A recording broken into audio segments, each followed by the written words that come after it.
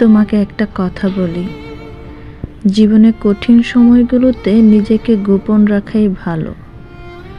নিজের দুঃখ কষ্ট কাউকে না দেখানোটাই উত্তম।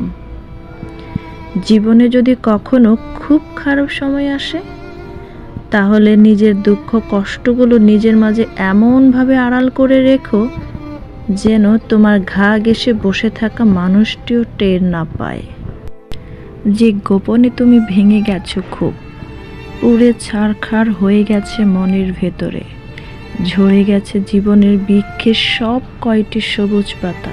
শক্ত হও, নিজেই নিজেকে বোঝাও, এত সামান্য বাতাসে ঝরে যেতে নেই, ভেঙে যেতে নেই এমন হালকা আঘাতে। কান্না পেলে একা একা গোপনে কাঁদো, তবুও নিজের দুঃখ ক্ষতগুলো কাউকে দেখাতে যাবে না।